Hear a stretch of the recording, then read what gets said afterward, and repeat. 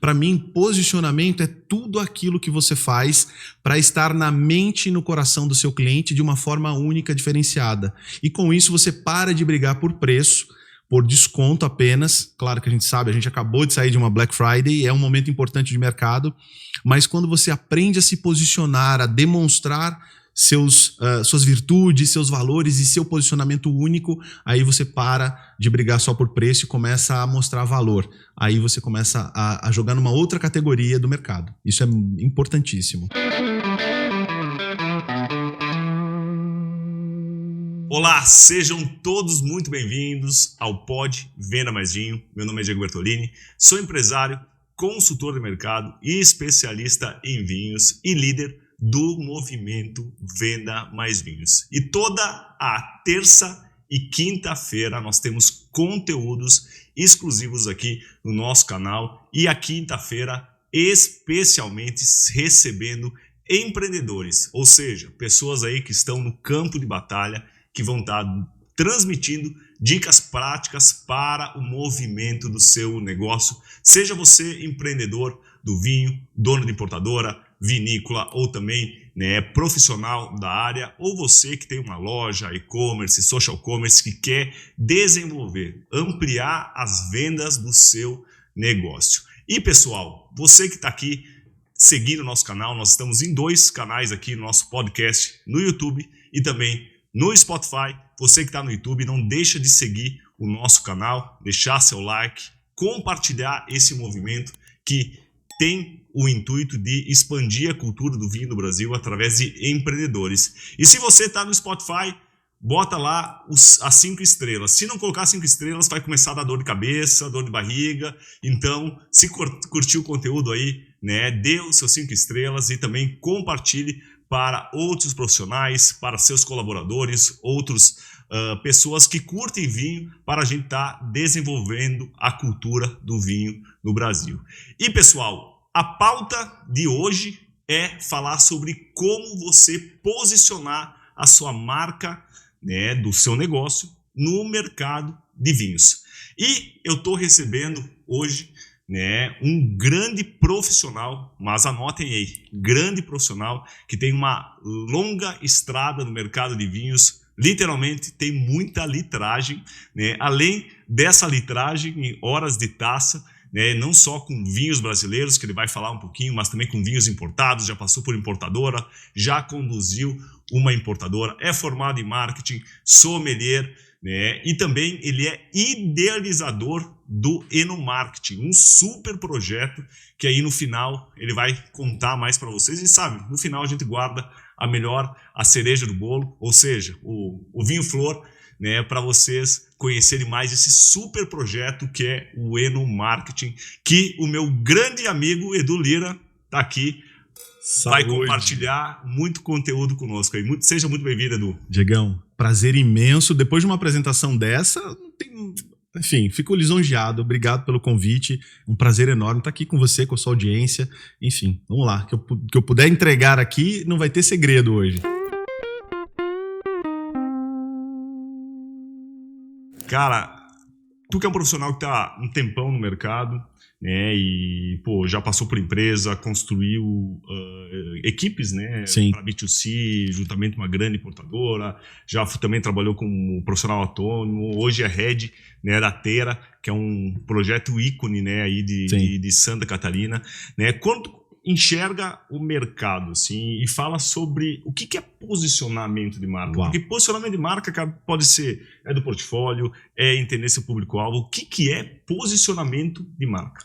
Legal, Diego. Bom, primeira coisa, mercado de vinho brasileiro, tem uma coisa que eu falei há alguns anos atrás, são quase 22 anos no mercado de vinho, desde o importado, desde executivo a empreendedor, mas nos últimos anos, conhecendo um pouquinho mais, mergulhando um pouquinho mais no mercado de vinho brasileiro, eu tenho certeza absoluta que eu vou passar os próximos 20 anos no vinho brasileiro. Então sou cada vez mais um entusiasta, um fã, um apaixonado pelo vinho brasileiro, mas como um todo, o mercado de vinho me encanta, sempre me encantou.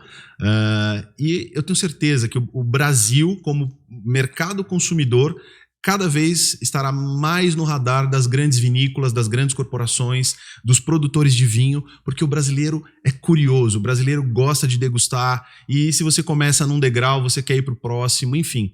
O paladar não regride e as marcas, tenho certeza absoluta, têm um mar de oportunidade se souber se posicionar. Respondendo sua pergunta, para mim, posicionamento é tudo aquilo que você faz para estar na mente e no coração do seu cliente de uma forma única, diferenciada.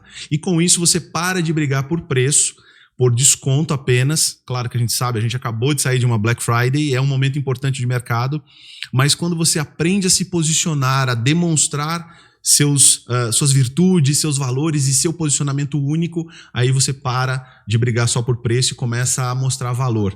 Aí você começa a jogar numa outra categoria do mercado. Isso é importantíssimo. Então, posicionamento é como tu se destacar, se diferenciar na mente do consumidor.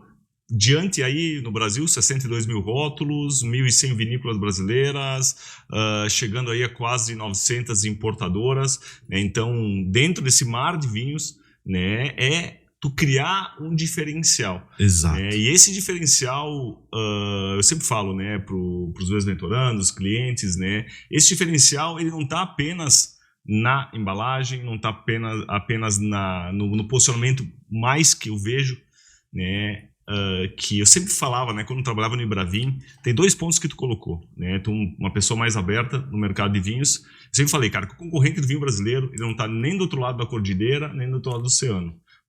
O concorrente do vinho brasileiro é o baixo consumo per capita e também conquistar esse novo consumidor. Eu, quando fui contratado lá atrás, cara, antes eu era gerente de on-trade da Cooperativa Vinícola Aurora, e eu falava que era mais difícil vender vinho brasileiro do que a Aurora. Porque na decisão de compra do consumidor, antes de ele escolher a Aurora, ele escolhe Brasil. Sim. Então, antes de chegar na carta de vinho, eu precisava que a área de Brasil esteja bem representada. Ou seja, exatamente. encorpada. Porque quanto mais ela estiver encorpada, vai ter mais página. Se tendo mais página, é mais oportunidade de venda. E aí, a gente cria esse posicionamento dentro da nossa categoria. Eu acho que esse é um ponto inicial que eu acho que é muito bom a gente transmitir para a nossa audiência, né, em relação, o vinho brasileiro ele vem, né, com essa construção. E um outro ponto também era como se inserir na mente desse consumidor que às vezes ele absorve algumas informações do histórico de mercado. Exato. Né? Então o vinho brasileiro ele é uma criança. Completamente. E na época, quando eu saí e comecei lá no Ibravin, era, cara, como reposicionar o vinho brasileiro. Sim. Porque tô falando lá em 2008, o espumante não estava nem muito em alta. Sim. Né? A gente ainda, o Brasil chamava o Moscatel de Asti, para ter uma noção. E além disso, né, não tinha essa diversidade de Santa Catarina bombando, vinhos do Sudeste, grandes vinhos do sul do Brasil. E aí a gente queria mostrar essa diversidade do vinho brasileiro, essa qualidade para uma fatia de consumidor que tinha aquela questão, o vinho brasileiro é ruim, ou o vinho brasileiro, o bom é caro. Exato. E aí veio todo esse trabalho de construção da imagem país, né? E esse diferenciamento, essa construção de posicionamento, eu acho que tu pode estar decorrendo um pouquinho, ela não é de uma hora para outra, né? Não, absolutamente. Leva tempo, mas hoje a gente tem ao nosso favor, nós, mercado, marcas, empresas e profissionais. No começo você falou sobre marcas, e não podemos esquecer que profissionais também são marcas. Hoje você tem vários sommeliers, vários profissionais, consultores se posicionando ou não se posicionando, porque você não se posicionar é um posicionamento também, e a gente vai aprofundar um pouquinho isso, podendo escalar as suas mensagens, falar com milhões de pessoas com baixíssimo investimento e sem nada mirabolante. Na verdade, muita gente dificulta a jornada, acha que é extremamente complexo e caro, leva tempo. Mas nesse levar tempo, o que você precisa ter? Clareza primeiro, quem você é, quais são os seus princípios e valores, quais são os seus diferenciais únicos e aprender um beabá de como colocar isso no digital, principalmente, mas também no físico, e que se conecte com quem você quer servir. Porque no final das contas, posicionamento é servir, é amar servir, é se importar de verdade com o seu público-alvo. Então, se você se importa de verdade, bom, imagina, vamos fazer uma analogia aqui, tua esposa, você se importa com ela, você conhece ela, sabe o gosto dela, sabe... Bom, pelo menos acho que a maioria dos homens vão saber ali o perfume que gosta, a comida que mais ama, algumas datas especiais, o vinho. Então você se importa com aquele teu público-alvo. Para você entregar valor, você tem os seus diferenciais únicos e você vai comunicando isso com consistência. Não adianta só chegar no aniversário e um mimozinho, isso não resolve. É todo dia, é uma construção diária de servir. Então, muita gente acha, vou fazer campanhas mirabolantes, gastar milhões em Google Ads, Facebook Ads. Isso também é um caminho. Você pode encurtar a jornada, mas é mais simples do que a gente imagina. E pouca gente, primeiro, tem essa clareza de quem realmente é, o que realmente faz, qual é seu diferencial único. E acho que o grande salto do vinho, não só o vinho brasileiro, mas o vinho no mundo inteiro, o grande gap é capacidade de comunicar tudo isso. Então, muita gente tem, profissionais no Brasil, profissionais brilhantes, mas que não sabem comunicar o quão brilhante eles são para o público certo. Marcas, vinhos incríveis que, Diego, sério, vindo das feiras agora, né, uma série de feiras no Brasil, ProWine, Wines of America, Vinibra Expo, é doloroso, dói o coração quando eu vejo vinícolas incríveis lá no cantinho, naquele standzinho com um tapume mal feito. Acho que nem eles acreditam no potencial deles, no quão bom o vinho deles é. E se acreditam, não sabem ainda comunicar isso ao mercado. Eu acho que é aí que está a chave angular ali, o ponto de inflexão para qualquer profissional, qualquer vinícola.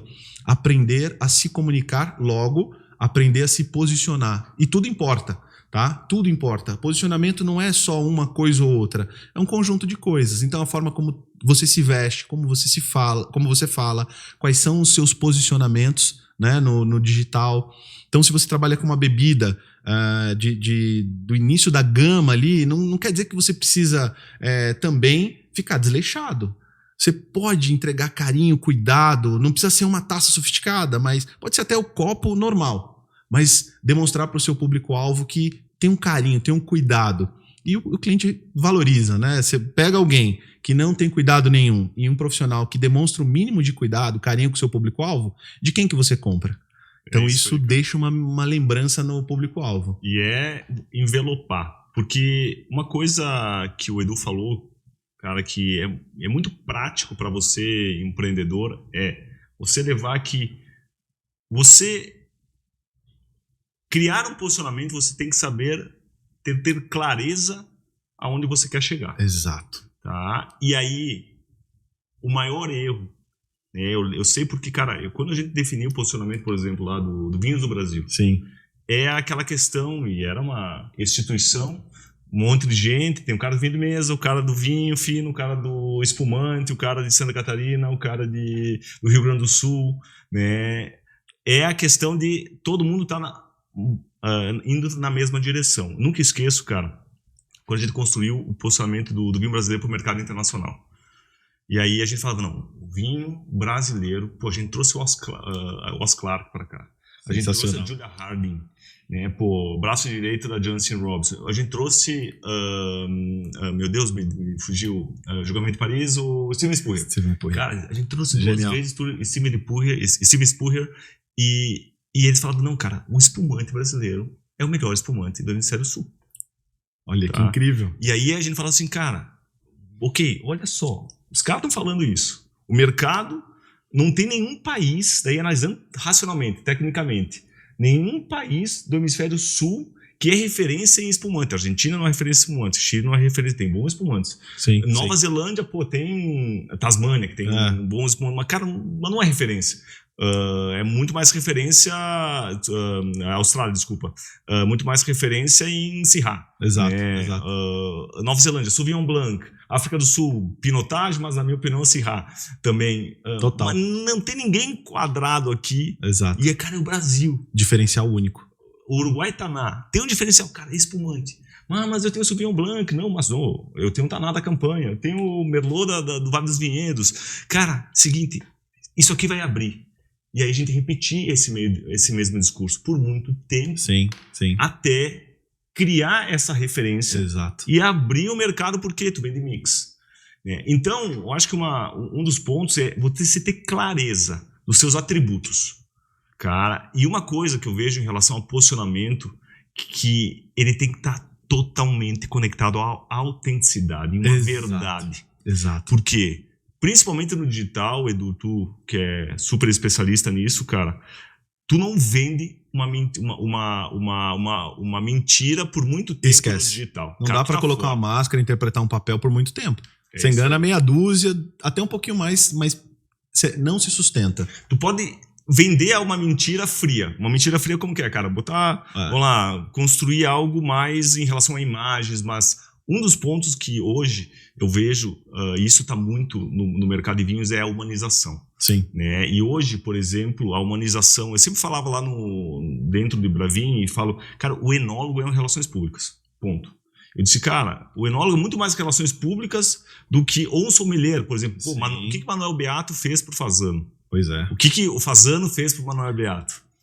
E vice-versa. Exato. Né? O que um proprietário de uma loja física leva para o negócio se souber usar todo esse contexto de posicionamento ao seu favor, porque no final das contas as pessoas compram de pessoas. Exato. Tá? E eu acho que esse é o ponto, Edu, da clareza e da autenticidade que eu queria que tu tocasse um pouquinho mais a fundo. E aí, clareza e autenticidade, um dos erros básicos que a maioria comete é querer ser bom em tudo para todo mundo.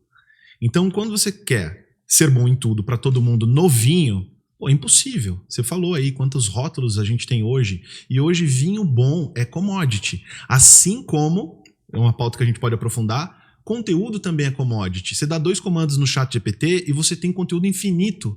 Então o que a pessoa compra? Tua personalidade, teu jeito de ser, teu posicionamento. Pô, o Diego Bertolini é um cara consistente, firme, que entrega muito mais do que é solicitado. Pô, você vai construindo com isso uma aura ali, uma energia. As pessoas vão se conectar a você porque vão conhecendo aos poucos e você pode acelerar isso com mais tempo de exposição, se conectando com as pessoas certas, não tendo medo, obviamente, de se posicionar e de aparecer, né, para o público que faz sentido. Então, mas sempre respeitando a sua verdade. No entanto, se adequando ao público também. É uma balança, é uma gangorra, porque muita gente se equivoca e não se posiciona ou não desenvolve o seu posicionamento estratégico de imagem, de marca, de branding, entendendo que você também é uma marca, porque acha que fazer isso é você não ser você. É o contrário. Posicionamento forte de marca, de branding pessoal, é primeiro se conhecer, então autoconhecimento é fundamental, entender quais são ali as suas áreas de excelência e você mostrar isso para o público de uma forma autêntica, original e que se conecte com quem você quer servir. Então muita gente às vezes fala, mas eu não vou me vestir de tal jeito porque isso não faz parte da minha personalidade. Tá tudo bem, não tem problema. Mas você está querendo vender o seu serviço para quem? Se você vende Rolex para um público que busca esse tipo de produto, existe todo um contexto para você vender Rolex. Se você tiver de chinelo de praia, de bermudão, isso faz mais sentido para talvez uma outra marca, uma Mormai, um relógio esportivo. Então, a adequação também é importante. Não quer dizer que você deixou de ser o Diego, deixou de ser aquela pessoa autêntica. Não, mas você também endereçou sua mensagem. E você tem que envelopar ela de acordo com o público também. Isso é muito importante. Claro, então... e é uma pergunta que eu queria fazer, eu acho que é dúvida de muitos empresários, né? Pô, Diego, tu fala muito da questão de estar orientado ao mercado. O mercado hoje, 70% do que vende são vinhos até R$80.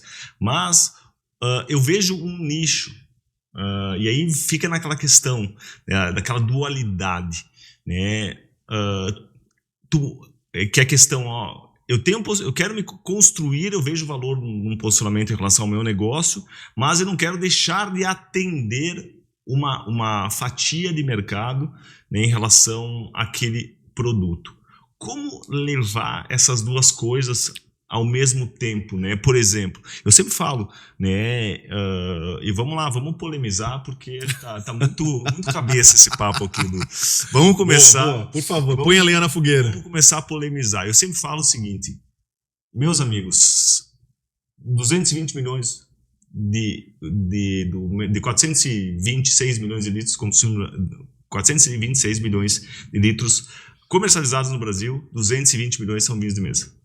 Tá? Ok, vinho de mesa, variedade americana, grande parte vinhos suaves, aroma primário, vinhos mais rústicos, etc e tal. Tá, mas por que na minha loja especializada eu não posso ter um vinho de mesa? E eu sempre falo, olha, se você tiver esse público, ou principalmente um cliente que busca um produto até R$30, ou um outro ponto, alguém que está ligado ao seu consumidor que busque um produto nessa faixa de preço, você pode agregar valor na sua venda. Porém, né, você não vai colocar na gôndola principal, você não vai colocar na fachada, você vai precisar postar. É apenas dar a opção para o consumidor. É a mesma coisa quando a gente vai para Copenhague. Cara, Copenhague tem aqueles super presentes, mas aí no final do checkout tem aquele chocolatinho Sim. que vai custar lá R$5, né? Que tu pode pegar e comer na hora. Que é um downsell, mas aumenta o ticket médio. Aumenta o ticket médio e aquela mostrinha grátis. O ponto que eu quero dizer é, né, indo nessa questão, Diego, o meu posicionamento são vinhos diferenciados na minha região. Eu não vou colocar vinho de mesa porque talvez é um preconceito, mas talvez a sogra daquele consumidor, dá um exemplo, ou a esposa, vai gostar do moscatel, vai gostar de um vinho suave e aquele cara vai comprar um Terra Sauvignon Blanc, que é posicionamento alto, e ao invés de atravessar a rua e ir no mercado ou gastar tempo no estacionamento, vai ter aquele produto. É você saber escolher que vinho de mesa você vai escolher. Isso. Talvez um vinho de mesa que não seja no supermercado. Você trouxe agora o insight de $1 milhão, que eu ia jogar essa provocação aqui, inclusive para os meus amigos produtores de conteúdo. Hoje não existe, pelo menos eu não conheço, se tiver algum, apareça aí nos comentários, mande uma mensagem pra gente, produtor de conteúdo 100% focado em vinho de mesa. Outro, loja com curadoria 100% focada em vinho de mesa. Pô, se é um mercado tão volumoso, embora o valor médio por garrafa seja baixo, hoje não tem um guia que te mostre que tem vinhos de mesa com qualidade um pouco superior àqueles de altíssimo giro, aqueles mais conhecidões e tal. É um insight, por que não? E por que não ter, como você falou, dentro da sua estratégia de mix de produto ali, esse tipo de produto para começar a, talvez, servir como uma espécie de isca até. Porque eu acredito que o mundo do vinho, assim como o paladar não regride na gastronomia, no vinho é a mesma coisa. Então você começa degustando um vinho de mesa. Aliás, isso é uma história curiosa, um rápido looping. Eu começando 21 anos atrás, 22 anos atrás, meu primeiro emprego com vinho, eu passei 6 meses vendendo vinhos caros para milionários por telefone, mas eu nunca tinha bebido uma garrafa de Cabernet Sauvignon, nem sabia o que era Cabernet Sauvignon. Então eu fiquei 6 meses vendendo por telefone, naquela época era uma listinha impressa, telefone, e ligando para CEOs, presidentes, profissionais liberais de sucesso, vendendo vinhos caros na época, chegava até o nível de vender Lafite Rothschild, mas 6 meses eu não sabia o que era vinho, depois que eu fui descobrir o que era vinho. Então meu vinho, assim como a maioria dos brasileiros, é o Sangue de Boi, é o Santo Tomé, é o Pérgola, é o Quinta do Morgado, enfim, são esses vinhos que acaba sendo a porta de entrada. Não quer dizer que ele vai permanecer ali por muito tempo, mas a gente tem milhões de pessoas ainda que estão ainda na cerveja, no drink, em outras bebidas e não sabem nem o que é o vinho, inclusive de mesa. Então, acho que se tiver um profissional, um sommelier ou alguém muito bom de comunicação que entenda e cria ali um conteúdo específico, vai começar a atrair aliás, até mais audiência do que quem fala de Lafite, Mouton e Margaux, inclusive. Com certeza, porque a base do consumo é muito maior. Exato. Então, aí eu acho que esse é o ponto. Então, tu não respondeu, Edu, desculpa, vou... Pode apertar. Tô brincando. Eu acho que não tem problema ter... Vamos lá, uma loja especializada... com vinhos do mundo, sabe? Que tem um vinho do mundo. Trabalhar com vinho de mesa seria algo pejorativo? Eu acho que não. Desde que... eu vou pegar um exemplo de uma loja. Uma loja que tem como propósito ter um mix que represente o mundo como um todo. Desde o vinho de mesa até o vinho mais premium. Tem algumas lojas de importadora. Não faz sentido, na minha opinião. Sim. Então, você tem um portfólio muito exclusivo, uma Mistral, uma Worldwine, essas, enfim, grandes importadoras. Não faz nenhum sentido. Um empório que tem alimento também, que tem doce, que tem queijo. Por que não? Porque você está atendendo um público mais amplo, não é aquele nicho do nicho, não é aquele público super específico que está ali buscando vinhos acima de R$100. Não, é um público que vai comprar um queijo, vai comprar uma charcutaria, e por que não ele tem um espaço ali? Mas aí o que eu acho que falta, curadoria, inclusive em vinho de mesa. Boa. Então, entregar mais valor nisso. Eu vou te dar um exemplo, cara, de uma loja, de uma rede de lojas que eu inseri um vinho de mesa, mas foi um vinho de mesa com posicionamento. Cara, o vinho mais caro, o mais barato que eles vendiam era R$60. Tá? Então, era um vinho da entrada, um chileno, um varietal, Sim. etc. E aí a gente construiu, né, um posicionamento, olha... Por que não inserir um vinho dessa faixa de preço que vocês não atuam? Mas como? Com vinho fino não dá. Tá? Dá, ok. Mas aí eles não queriam baixar muito a qualidade do Carmenère, do Cabernet Sauvignon, porque eu ter que fazer um downgrade em relação a preço FOB muito grande. E aí eu falei, cara, vamos se diferenciar com um vinho de mesa, que não é literalmente um vinho, na legislação é vinho de mesa, mas é um vinho híbrido, que é uma variedade agora, acho que poucos conhecem, que se chama Bibiana. A Bibiana é uma variedade que agora está começando a ganhar... tem a Lorena, que é parecida, tá começando a ganhar volume, que é muito parecida, que é um Sauvignon Blanc melhorado. É uma variedade geneticamente melhorada pela Embrapa do Brasil, o Revinho, tá? Que, cara, tu pega na taça, ela tem um aroma muito parecido, né? Não tão complexo como esse Sauvignon Blanc, mas ela tem aquela nota daquele maracujazão, tem menos acidez, tem um pouquinho do fuxado do vinho de mesa no final, não é aquela elegância normal do Sauvignon Blanc, com acidez mais ressaltada, mas é um produto, cara, que eles conseguiram inserir com uma excelente margem, vendendo a R$ 49,90. Então, cara, tá sendo um sucesso de venda, só que daí eles falam o seguinte, cara, é a variedade bibiana, conta uma história. Isso é fundamental em posicionamento, Diego, e storytelling. Contar a história, é claro que não pode ser uma história mentirosa, tem que ser uma história autêntica, mas você mostrar que tem valor. Acho que foi no seu próprio evento que eu tive contato com o pessoal da Quarezemin. Cara, eu fiquei encantado. O rapaz me deu uma garrafa para provar, não é o tipo de vinho que eu bebo, tá? Mas foi uma coisa que me surpreendeu pela história da família. Era algo diferenciado pela uva. Indicação de procedência.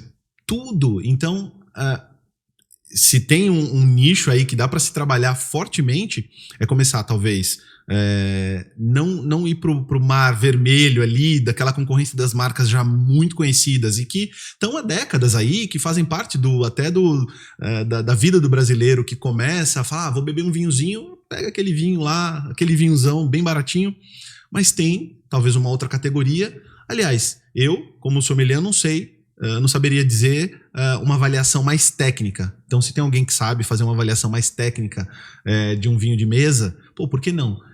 Diminui a complexidade ali de análise técnica, de linguagem complicada, simplifica isso e leva para o grande público. Tenho certeza que muita gente vai falar, não sabia, e começar a aumentar o nível de consciência de uma galera que é um público enorme, e só que agora vai beber pagando barato, porque é um produto de entrada, mas com um pouquinho mais de conhecimento. E aí, isso você vai fazer um serviço para o mundo do vinho inimaginável, porque isso vai ampliar a base de consumo e, naturalmente, todo mundo ganha, né? E seguindo nesse ponto, cara, que para mim tem tudo a ver com o posicionamento do vinho, e é um grande diferencial, e vamos usar de novo o case do vinho de mesa, é embalagem. Porque embalagem é um super posicionamento. Tá? Vou dar um exemplo agora, né, a Jolimon. Né, do consultoria conhece um pouquinho. A Jolimon, a gente desenvolveu um vinho de mesa, olha só que maluquice, né? Um vinho de mesa, Bordeaux com Isabel, Bordeaux mais focusado, cor, Isabel para dar acidez, né? Uma variedade, um álcool mais baixo, boa acidez, e a gente colocou numa barriga de terceiro uso. Aí. Cara, barriga de terceiro uso, tá? E depois, né, inseriu açúcar residual, fez um corte em relação, né, para ficar um vinho suave, passando pelo carvalho, tá? E fez uma linha exclusiva foram 5 barricas, limitada a R$68. Olha aí. Case maravilhoso. Cara, vendeu assim, ó. E só vendia no varejo. Vinho de mesa, daí diferenciação, residual de açúcar, porque residual de açúcar no vinho de mesa, para aquele perfil e o público deles, entendeu o que o público quer. Gosta de residual de açúcar, né? Construiu isso e fez um piloto, um MVP limitado, cara, só vendido no varejo, voou, cara. Voou. E aí eu falei, disse, cara, é contar. E daí tu falou, contar a história. Porém, a embalagem, cara, foi uma embalagem Bordeaux, um sombrinho alto, um rótulo com hot stamping e cera. Cera, olha aí. Cara, você levou a experiência que começa com visual. A pessoa escolhe os vinhos muitas vezes na gôndola por causa do visual. Isso é inegável. Ah, isso tá errado. Mas quem escolhe vinho e ainda não é um expert, não entende profundamente as denominações de origem, as uvas e tal, a pessoa olha, que rótulo bonitinho, pô, tem que sair um pouco do pedestal, tem que sair um pouco do ilustríssimo vinho e ir para um nível abaixo e entender, cara, como é que a pessoa escolhe o vinho no supermercado? Como é que ela toma decisão? Né? Ela não vai pensar na uva e tal, ela fica perdida, pô, rótulo bonito, garrafa bonita, legal, deixa eu ver, brasileiro, e isso faz diferença. Porque quando a gente fala de posicionamento de marca, todo mundo acha que é só para categoria premium. Não. Cara, posicionamento de marca é para produto de entrada também. Exato. E não quer dizer que você...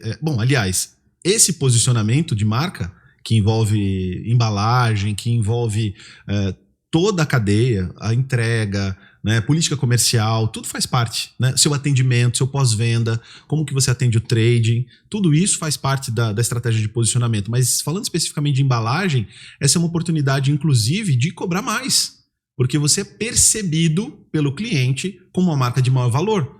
Por mais que o custo de produção tenha sido semelhante, mas convenhamos, gente, se você vê alguém maltrapilho que não se cuida e alguém que se cuida, isso é instintivo. Tem pesquisas recentes falando sobre isso. Você tende, o seu cérebro, né, reptiliano, aquela coisa já mais antiga, tende a valorizar mais aquilo que o olho se agrada. Então, não é à toa que existe neuromarketing, que existem cientistas, pessoas da psicologia trabalhando em embalagens, e aí sai do mercado de vinho. Olha a guerra que é o mercado de suplemento alimentar, por exemplo. Aquelas embalagens maravilhosas e tal, quem malha aí, eu vejo que tem uns sommeliers aí que estão treinando também agora, né? O sommelier de merda tá malhando. Pô, você pega ali um whey protein, uma guerra. Se você pega sabão em pó, você pega qualquer produto do mercado. Existe um batalhão de gente trabalhando em embalagem para trabalhar a mente do consumidor e melhorar, facilitar o processo de escolha. Por que a gente não vai fazer isso no vinho também? Então, posicionamento também envolve isso. Cara, e eu acho que quando você desenvolve a curadoria, então acho que o grande ponto, né, tá falando aí em relação à clareza do que você quer construir, então a curadoria, tá, tanto dos seus produtos em relação ao líquido, mas a curadoria, eu sempre falo, até nas aulas da comunidade, do treinamento Venda Mais Vinhos, quando eu falo em curadoria, a curadoria ela é também na embalagem. Sim. Então você vê se a embalagem, às vezes, por exemplo, ela se adapta a um público-alvo, ou uma embalagem mais classuda, tradicional, ou uma embalagem disruptiva, clássica, etc. Tudo é muito enquadrado. Porém, se você quer estar trabalhando com vinhos de entrada também, né, estou falando dos vinhos até R$60, cuide da curadoria, né, primeiro, da comparação. o rótulo que estiver lá não estar em grandes superfícies, para daí você tirar a preferência. Ter storytelling, ou seja, ter uma história por trás, que você pode mostrar os diferenciais comparado àquele rótulo que está mais barato no supermercado. E também a embalagem, que aí você envelopa toda a experiência do cliente. E um dos pontos, Edu, que eu sou consumidor do teu conteúdo, cara, né, na sequência. Depois dá teus créditos aí, vai passar teu Instagram, tudo certinho para a galera aí te seguir e consumir teu conteúdo também, que é muito bacana. Tu fala muito da questão a gente tá falando de posicionamento, que são os pontos de contato que a gente tem com o cliente. Pós-venda, depois vamos falar mais sobre isso. Mas vou dar 2 exemplos. A gente estava falando antes sobre vendedor e sobre atendente. A vendedor é o cara que está na rua batendo caixa, ou seja, tirando pedido, e o atendente que está na frente da gôndola. Vou dar dois pontos. Antes no nosso warm-up aí, a gente conversando um pouquinho. Cara, hoje de manhã eu fiz uma consultoria com uma das empresas que vou iniciar agora um trabalho com eles. Ele é a marca líder de vinho de mesa no mercado brasileiro, mas também tem um projeto de vinhos finos muito bacana. Então, vou fazer um projeto 360. E aí, um dos primeiros pontos que eu falei para eles, cara, como o teu vendedor, ou seja, o tradicional representante comercial, ele tem a postura lá na frente do comprador. E aí, a postura que eu falo é de como ele se posiciona e como, às vezes, ele até se veste. Tá? Esse é o primeiro exemplo. Eu quero que tu comente mais, porque os caras chegam lá, vendedor tradicional, não tem postura, sempre acostumado com vinho de mesa, ele não vai conseguir fazer o upselling. Não. Ele não vai conseguir fazer o upselling porque essa mesma empresa, ela tá com vinhos incríveis, tá? Vinhos finos incríveis, investindo milhões e milhões de reais, cara, num projeto vitícola, etc e tal, e disse, cara, esse mesmo vendedor de vocês não vai conseguir fazer o upselling, porque a postura é diferente. Sim. Ele vai continuar vendendo ele mesmo, mas ele não vai crescer. Então, vocês têm duas opções, ou rever o contrato dele e colocar uma outra equipe comercial para vinho fino, ou educar ele, que ele tem que ir para o próximo nível. Né? Ou seja, tirar o copo Sica, né? E colocar uma tacinha mais bacana. Nada contra, a gente tem que ser democrático, etc. Mas a postura é outra, porque não vai passar credibilidade, né? Primeiro para o comprador e segundo é uma informação que tu manda para o cliente. E o segundo ponto, até vou citar nome, né? A gente teve a escola do Cabral. Cabral formatou atendentes que eram empacotadores de caixa e se tornaram profissionais de vinho incríveis, diretores, donos de importadora. Só que lá o Cabral dava aula de etiqueta. Aula de, cara, tinha que estar em goma, cara, tinha que estar com o sapatinho lustro, camisa dentro da calça, né? É uma postura, nada contra, cara, porque hoje mudou muito a questão do posicionamento. Cara, hoje pode usar camiseta com blazerzinho, tu tá hoje super cool, pode usar um tênis, mas desde que seja harmônico em relação a um posicionamento. Exato. Uma postura, tá? E aí eu fui agora aqui na Washington Luiz, tem uma loja do pão que eu sempre vou. E, cara, aquela coisa assim, mania, né? O cara, vou comprar pão, queijo, vou comprar qualquer outra coisa, eu dou uma voltinha de vinho. Dá uma olhadinha. E eu conheço muito o Wagner, né, cara? E eu falei pro Wagner, Wagner, me desculpa, cara. Faz um ano e meio, um ano e tanto que eu tô morando em São Paulo. Cara, tá um baita cara. Tá um baita cara. Mas eu vou dar uma dica pessoal, cara. Trabalha melhor. Né? Me desculpa de estar te falando isso, e daí eu fui ficar todo. Eu sempre converso com ele, o que tá vendo? Aquela pergunta, o que tá vendendo? Ele é muito gentil. Né? Eu sempre ficava aí, o que tá vendendo, o que tá vendendo? E ele E eu via ele, só tá vendendo o que tá na promoção. Ele tava vendendo. E aí eu falei para ele, cara, será que não tem que mudar a tua abordagem? E começa como tu tá te vestindo, cara.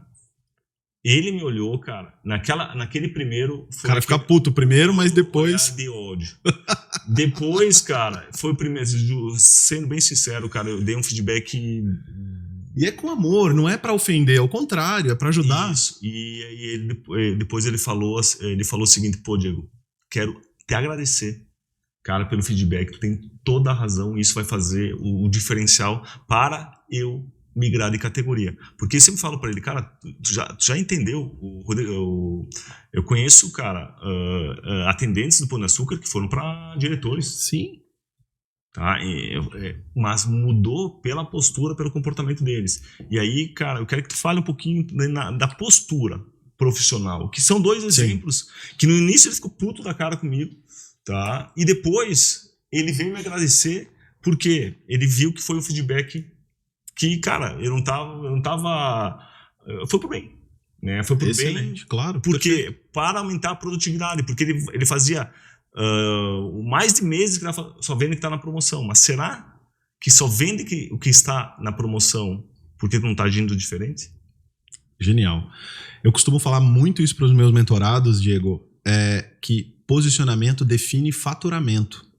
Então e aí eu vou um pouco além. Hoje a gente está na era das mídias sociais, da rede social.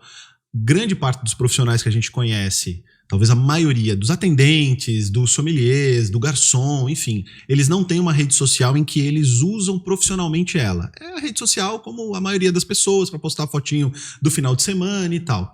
Que eu acho que é deixar dinheiro na mesa, perder oportunidade. Se você trabalha com uma bebida tão legal ou com gastronomia, você pode escalar muito o seu resultado, mesmo que você não venda nada, nenhum produto digital, nenhum produto pela rede social, mas você vende sua imagem. E isso compõe o mix de posicionamento. Então, primeira coisa, estudar sempre. Aprender a falar certo as uvas, aprender a pronunciar certo. Mergulhar o máximo que você puder no conhecimento de vinho, mas ser aquele profissional que eu chamo de tesão, T grande. Então você é generalista em várias coisas, você entende um pouquinho de cada coisa. Se o cliente fala uma piada, você sabe uma piada boa. Se o cliente fala de gastronomia, se fala de uma viagem, você tem noção e não fica boiando na conversa, mas você é profundo naquele seu nicho. No vinho, por exemplo. Então se o cliente apertar, você vai saber um pouco mais. E não precisa, aí que uma pimenta que eu jogo na nossa mesa aqui, quando eu falo isso as pessoas talvez não entendam. Eu não sou tão a favor assim de democratizar o consumo de vinho, mas eu sou 100% favorável a democratizar o conhecimento sobre o vinho. E a linguagem. Porque assim, eu acho que a gente tem um desafio gigantesco no Brasil, que é um país de terceiro mundo, tem ilhas de autodesenvolvimento e riqueza, mas a gente tem que democratizar ainda um monte de coisa antes de querer democratizar o vinho, que é uma bebida alcoólica também. É muito mais do que só uma bebida alcoólica, obviamente. Mas, cara, você tem situação sanitária, situação de educação básica, enfim. Então você tem um país ainda com mares de pobreza. E, agora, quando você democratiza a educação, o cara, através da educação, consegue se posicionar melhor. Se ele é um cumim, ele consegue rapidamente se tornar um garçom, ser percebido no restaurante como alguém diferenciado, se tornar um sommelier, um maître, e ascender socialmente, ganhar mais dinheiro, dar uma condição melhor para sua família. E aí ele vai ter acesso ao melhor da vida em todos os aspectos. Isso para o atendente de supermercado, de loja. Então, cara, primeiro ser muito curioso e independente de pagar um curso ou não, hoje a gente está na era da democratização da informação como um todo. O cara entra no YouTube, o cara entra no Spotify, vê o podcast de 5, 10 amigos nossos que falam sobre vinho. Ele vai ser um expert? Talvez não, mas ele vai ter base para quando uma pessoa, um senhor, uma senhora ou alguém que está com alguma dúvida, ele vai conseguir fazer o que eu falei no começo do nosso podcast, servir com excelência. Aí vem o envelopamento disso. Pô, tu é um Rolex, mas tu é entregue num saco de pão.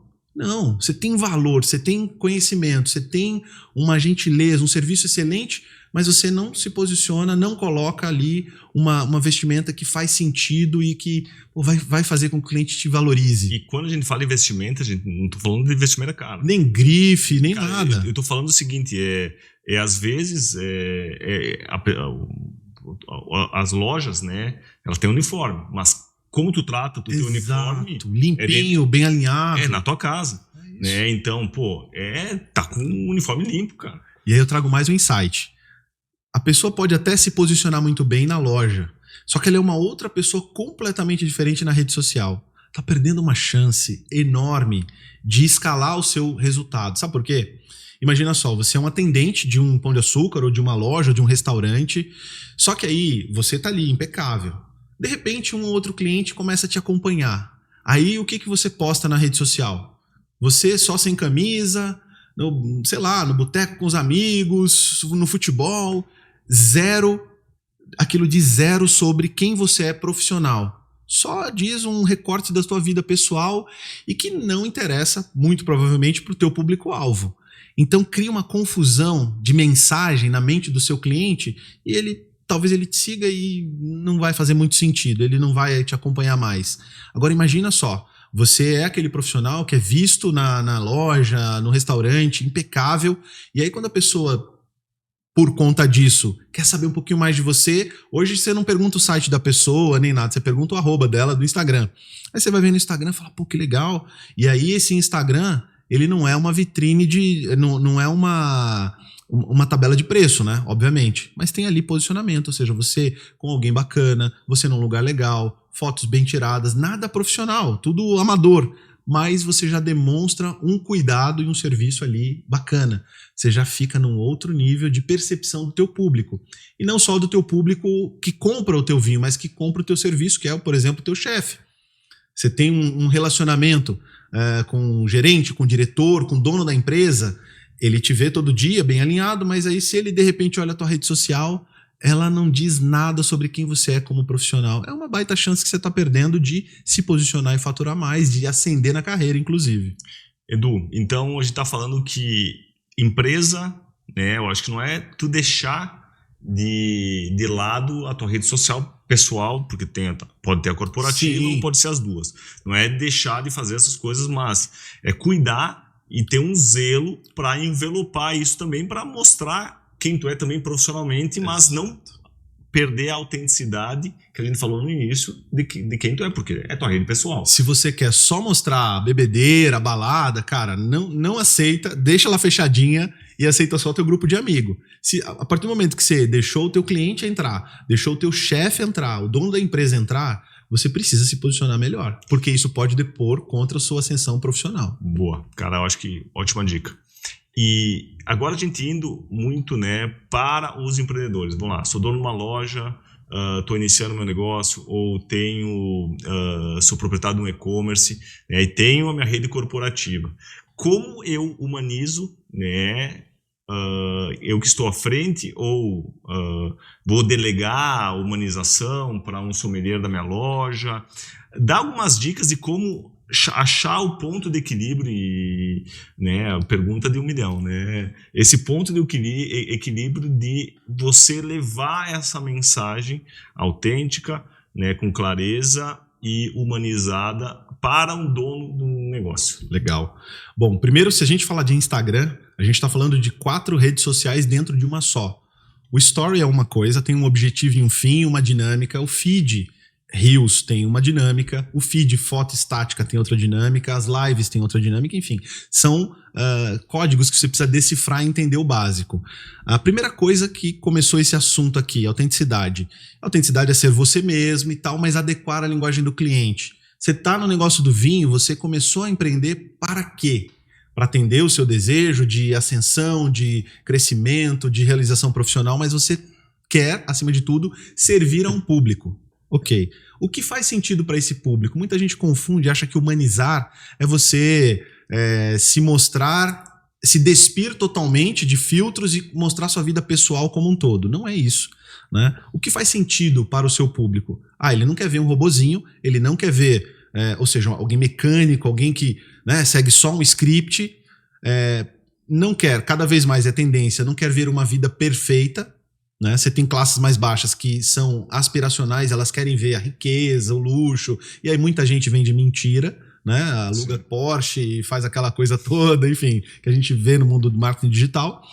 Mas a autenticidade no mundo do vinho é, primeiro, o produto acaba sendo a estrela, mas o produto só, ele não é suficiente. Então qual é o contexto? Gastronomia, ocasiões, e você está ali como um curador, como alguém que vai ajudar o seu cliente a ter uma experiência melhor. Então acho que experiência é a palavra-chave. E aí você tem vários pontos de contato. O teu bastidor, como é que você escolhe o vinho? E aí falando de story, né? Como é que você negocia com o seu fornecedor? Eu falo, estou aqui negociando com os meus fornecedores para conseguir uma condição única para você. Você já conecta isso com um CTA, com uma chamada para gerar venda.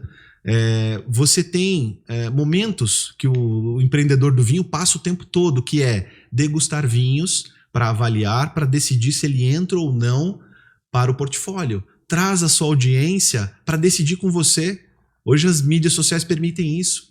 Faz uma live, degusta e traz insights sobre aqueles vinhos e depois provoca uma enquete. Pô, esse vinho aqui poderia fazer parte do nosso portfólio? O que vocês acham? Né? Desses 3 vinhos aqui, quais vocês escolheriam? Enfim, acho que a narrativa de um para todos acabou. Agora é um para um e sempre trazendo o cliente para conversar junto, para decidir junto. E a mídia social permite isso. Né? Então, humanizar, primeiro, é você perder o medo, a vergonha de mostrar sua cara. Você é o dono do negócio. É complicado delegar isso para outra pessoa, porque essa pessoa pode, em algum momento, ter interesses divergentes e migrar para outro lugar. Isso é tudo totalmente normal. O dono da empresa não. Tem 3 destinos. Ou ela é vendida, ou ela quebra, ou ela é herdada. Então, você vai estar ali pelo menos até o final desse processo.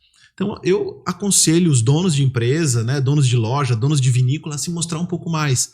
Você não precisa ser o blogueirinho, né, do Instagram e tá ali o tempo todo, mas mostra um pouquinho do teu bastidor. Tem vinícolas incríveis que a gente não sabe quem é o dono. Talvez ele não queira aparecer, tá tudo bem, mas o enólogo, alguma figura importante de, como você falou, relações públicas com o mercado, aparecer eventualmente, mostrar que tem ser humano por trás e não somente uma equipe comercial e que só entra em contato com o cliente para vender. Quanto mais você força a venda, menos você vende. Quanto mais você olha para o bolso do cliente, mais o dinheiro corre. Começa a olhar para o coração dele, começa a servir, começa a entregar valor e aí você vai ver o dinheiro vindo. Cara, olhar para o coração e olhar para o coração para depois pegar o bolso. Eu acho que é um parênteses que eu abro, né? Porque a gente tem que ter o equilíbrio. E tu falou de CTA, que é Call to Action, né? Que é chamada para ação. O que eu vejo muito, cara, é a razão e a emoção. Aí eu começo a desenvolver conteúdo nas redes sociais. Vou humanizar. Pô, Diego, Eduardo, vou humanizar meu canal. Só que aí eu fico só na romantização e aí não levo para a razão. Que a razão se chama CTA, chamada para ação.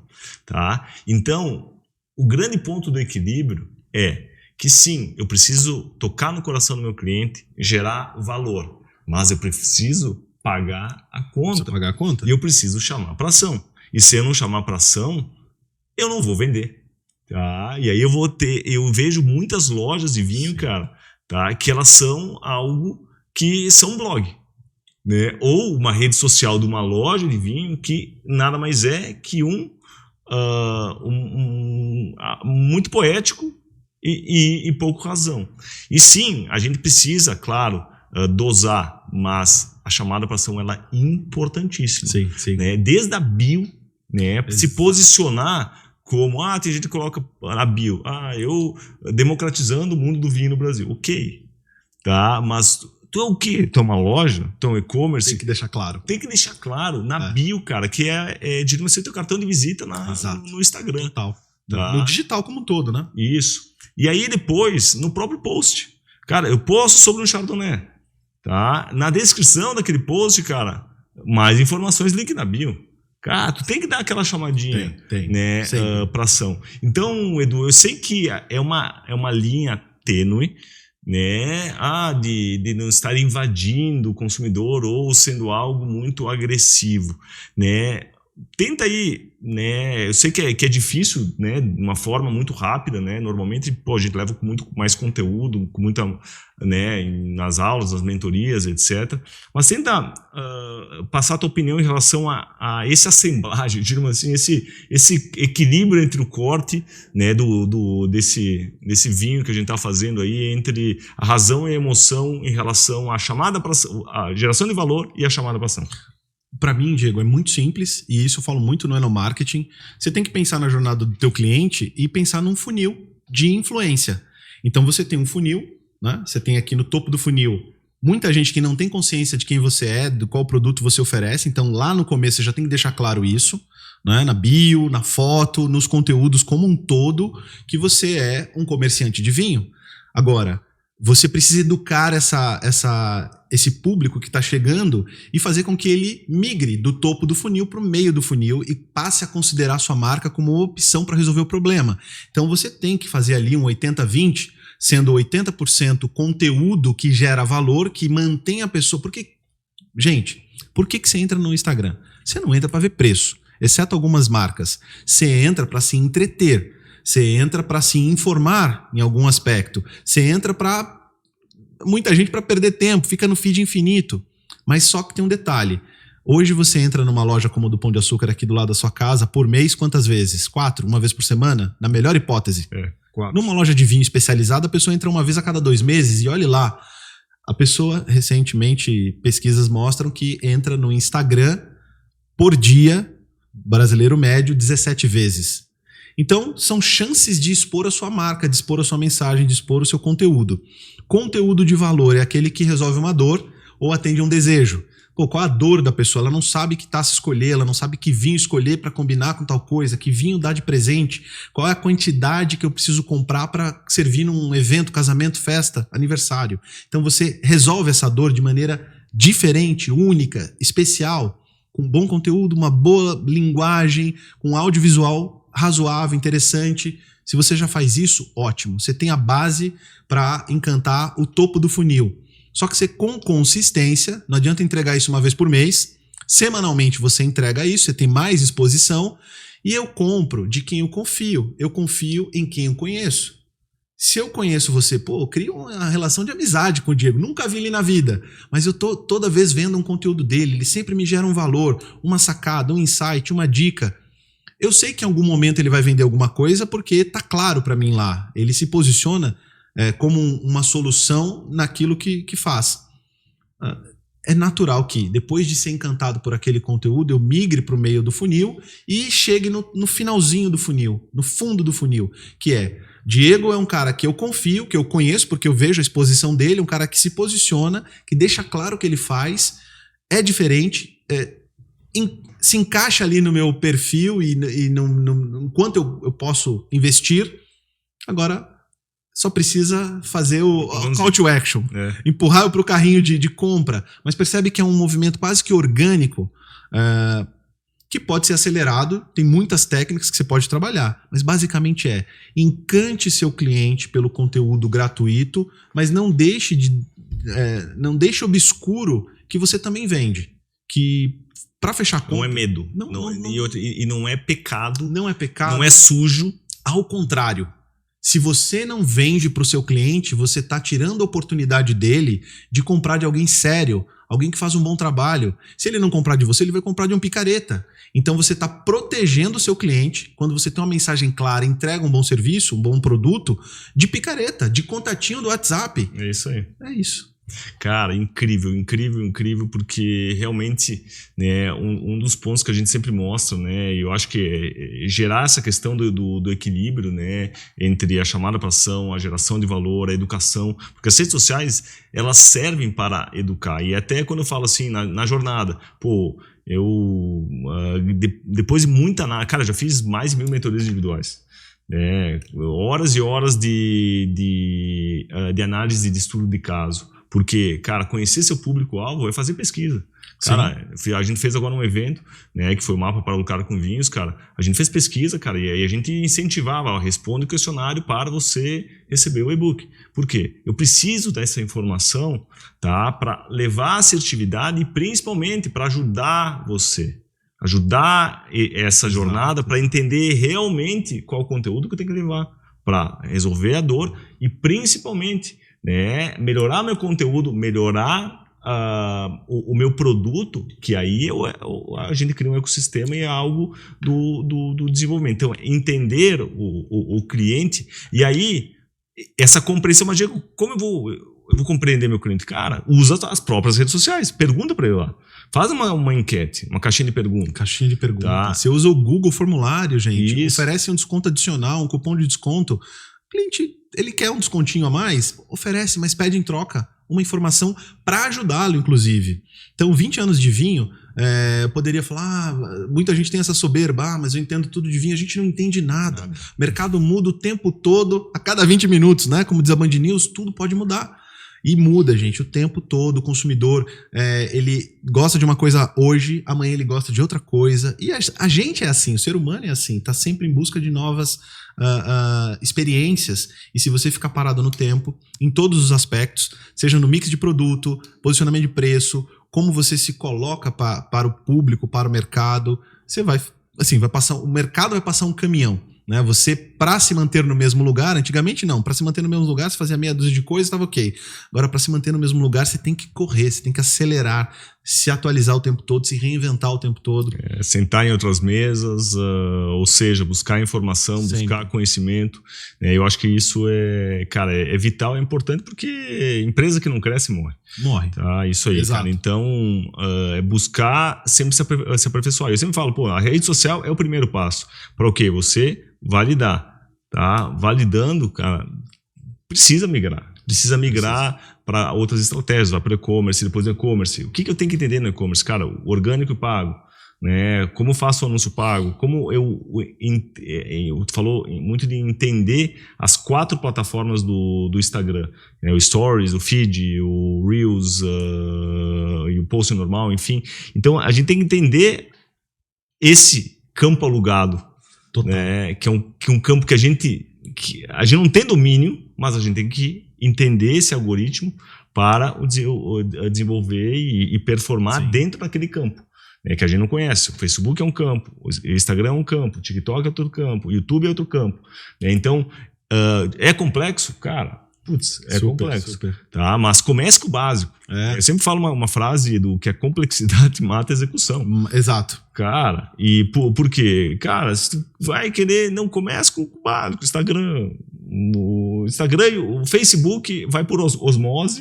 Tá? Por osmose, porque senão tu não consegue nem criar a conta do Instagram, do mesmo, né? Mas enfim, o Facebook é por osmose, mas usa as ferramentas. Cara, precisa começar a criar vídeo longo no YouTube no início? Não.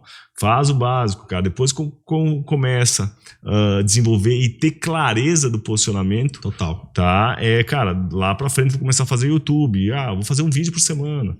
E aí, cara, começa de forma gradual, né? De forma gradual, você expandindo estratégias, expandindo de canais e etc. E falando em canal, né? A gente falou que posicionamento é clareza, portfólio, que é um ponto de contato no negócio de vinho, faixas de preço.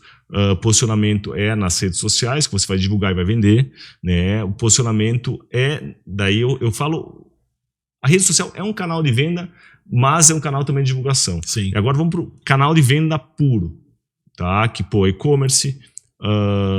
e-commerce, loja física, showroom, etc. Né? Esses pontos de contato também têm posicionamentos diferentes. Por exemplo, tem uma loja física e um e-commerce. Eu tenho a mesma linguagem, o meu posicionamento não muda, diríamos assim, mas a postura nesses canais de vendas, elas tem que ser meio camaleão. Total. Numa loja física, quando o cliente entra, você consegue atrair o cliente para dentro de uma loja física, eu digo que boa parte da venda já está feita. Você precisa ser muito ruim ou não está nada treinado para deixar o cliente sair sem nada na mão ali. Principalmente se é uma loja especializada. Se é uma loja dentro de um outro contexto, de um supermercado maior, talvez o cara foi fazer uma compra ou comprar um pãozinho ali e de repente ele passa pela gôndola e pega. E é autosserviço, então aí você tem outras estratégias para trabalhar. Se você tem um atendente de vinho ali, isso com certeza vai aumentar sua venda. Mas numa loja especializada, o cara entrou, aí realmente aquele vendedor que faz encantamento, né? Que sabe fazer perguntas. Muito vendedor gosta de falar. Eu estudei ABS, eu fiz WST 1, 2, 3, 4 e quer, né, vomitar conhecimento. Não é isso. Os melhores vendedores do mundo são os que sabem fazer as melhores perguntas. E através de pergunta você leva o cliente a tomar uma decisão e ele se empodera do processo, porque o cliente adora comprar, mas detesta que alguém fique vendendo. Sabe o vendedor chato? Que o cara já... E é por esses vendedores, que acho que no nosso mercado é a minoria, que acaba denegrindo o resto. Que é o vendedor que quer empurrar, que, enfim, sensibilidade. Por isso o vinho é tão especial e é tão... Acho que quem trabalha com vinho acaba se tornando especial também, porque o público também tem essa exigência um pouco maior. Então você conduzir o cliente, mostrar, falar um pouquinho da região, do produtor, a história, usar uns gatilhos mentais apropriados, escassez, né, a prova social, umas notas, tudo isso ajuda no processo de venda. Então, o vendedor de lojas tem que se preparar. O e-commerce, ele está num mar gigantesco do digital, e aí tem outros elementos que ele precisa trabalhar. Obviamente que a experiência do usuário precisa ser segura, antes de mais nada, precisa ser muito fluida, precisa ser rápida. Então a gente está falando, geralmente, pelas pesquisas que eu tenho analisado, principalmente pela Tera, 70% das pessoas acessam pelo mobile. Se você não tem um site, um e-commerce responsivo, você já prejudicou a experiência do usuário. Então você tem aquele site que é para desktop, reduzido, com letrinhas pequenininhas, feio pra caramba, vai dificultar a venda. As pessoas no site, no e-commerce como um todo, são muito mais de comparar preço. Então a pessoa entra no Google Shopping, compara a tua marca, enfim. Tem vários elementos que você precisa trabalhar dentro de um site. Obviamente, o mix de produto, o preço, posicionamento de preço, que não seja o mais caro do mercado, não precisa ser o mais barato, mas você tem que estar numa média, imagens legais, site que carrega rápido, seguro, e trabalhar awareness, as pessoas precisam conhecer. Quando você fala em site no Brasil hoje, você fala, além das grandes redes varejistas, né, Pão de Açúcar, Evino, Wine, você tem os grandes players que investem milhões em mídia e eles são conhecidos por isso. Como é que você pequenininho consegue aparecer e começar a se destacar? Faz um mix de social commerce com e-commerce focado num público regional que entrega excelência, esses e-commerce são gigantes, são maravilhosos e tal, sim, mas às vezes demoram 5 dias para entregar. Você pode entregar em 24 horas, 60 minutos ali no teu raio de 5 quilômetros. Então tem muitas formas de se diferenciar e começar a cativar um público que vai formando uma carteira. E finalmente, coisa que pouca gente faz, Diegão, e eu acho que pode ser um insight para muita gente: Inside Sales. Telefone, pega o telefone, liga, pergunta se seu cliente, se está tudo bem com ele, pergunta se ele gostou do vinho. Não, pós-venda, começa com pós-venda talvez, você fez as primeiras vendinhas, faz uma venda por telefone. Ah, mas o meu cliente não gosta de atender. Você não tem nem amostragens, às vezes é achismo. É achismo. Não, e outra, um exemplo, eu não gosto que me chamem me liguem. Por exemplo, eu não gosto de telemarketing, mas eu dou construir uma empresa que tem 42 atendentes de telemarketing e fatura 95 milhões ano. Tá? E, cara, ponto final. E não é o meu gosto, não se resume a todos os meus clientes. Porque daí depois lá dentro de um sistema, que é um CRM, tu vai anotar. A pessoa gosta de ser chamada em que horário? Exato. Não gosta de telefonema. Gosta de mensagem no WhatsApp. Em que horário? E você vai se adequando. A gente vai se adequando ao consumidor. E tem uma diferença, hein, Diego? Quando você pensa em telemarketing no Brasil, você lembra de operadora de cartão de crédito, de operadora de telefonia e, cara, cobrança, uma chatice. Quando você treina bem uma equipe e, se possível, dá uma formação, né, um nível básico de vinho, até sommeliers para sua equipe de venda por telefone, WhatsApp, que entendem do produto, entendem do cliente, você entrega um serviço, a pessoa do outro lado fica encantada. Porque não é uma pessoa que vai falar roboticamente, mecanicamente, é uma pessoa que sabe fazer boas perguntas. Então fica a dica aí, o livro Spin Selling, que é a bíblia de vendas, né? Quem trabalha com vinho ou com vendas de forma geral, precisa ler esse livro e começar e colocar esse processo no seu negócio. Que às vezes a pessoa fala assim, vou começar social commerce, legal, mas pô, você não pode pegar 1 horinha por dia e ligar para os seus principais clientes, falar sobre uma novidade, falar que você está trazendo um lote especial e que você vai disponibilizar poucas garrafas só para os melhores clientes. Então, um monte de gatilho mental legal, real, autêntico, que o cliente vai se sentir prestigiado. E com isso você vai construindo uma jornada de venda que não é só depender de um canal ou de outro. É começar a pulverizar os canais de maneira bem escalável, assim, bem paulatina. Não precisa falar, vou abraçar tudo. Não, mas eu já faço social commerce, vendo pelo WhatsApp, agora eu vou fazer uma ligaçãozinha ali, 5 clientes por dia. Não vai fazer mal a ninguém, vocês vão perceber como isso cria relacionamento. E vendas não é transpiração, vendas também é também transpiração, tá? Mas não é apenas transpiração, vendas não é apenas ser comunicativo, vendas é técnica e vendas é processo. É isso. Anotem, botem no chat, venda é processo. Se você não tem claro, fica difícil. E aí, se você não seguir esse processo, e que normalmente é simples, vendeu, acompanhar a jornada, entregou, pós-venda, ok, uma semana depois, tudo certo com o Sauvignon Blanc, etc. Depois, cara, bota ele num processo, entende, não vai mandar um Tanat se ele só compra Sauvignon Blanc.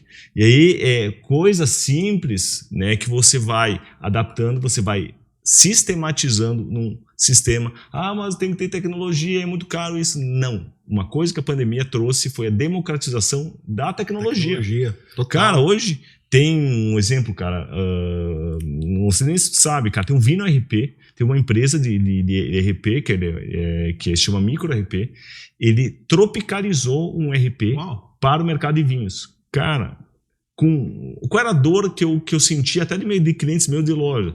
Não podia cadastrar uma garrafa de 187, e ele começou ia vender vinho em taça num evento terceiro, não tinha migração com cartão, ou ele resolveu isso. Ele resolveu. Genial. Cadastrou todos os NCMs de vinho. Olha que perfeito. Tá. Todos os clientes que estão de vinho cadastram, por exemplo, Terra, daí não vai precisar cadastrar, porque já vai ter Terra lá, Sauvignon Blanc, na descrição, porque se autoalimenta, então os próprios...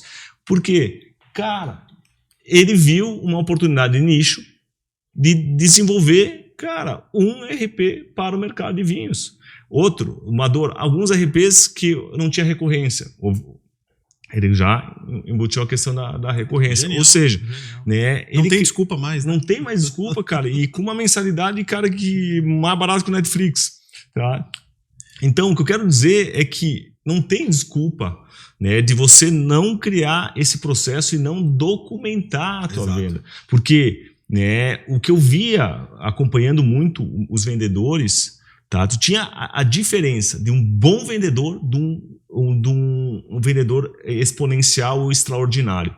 O vendedor extraordinário, ele também era organizado, ou ele tinha um back-office, que era uma secretária, sim, que fazia o back-office e cadastrava. Ele visitava o cliente e mandava no WhatsApp aqui, e vendi isso, estava o histórico da venda, o cliente vai querer isso para a próxima venda, entreguei a amostra do Sauvignon Blanc porque não introduziu, e daqui a 15 dias vamos ver para esse produto cadastrar ou não, porque às vezes ele deixava a amostra lá, Edu, e não cobrava nem se ele degustou o produto ou se... Dinheiro na mesa.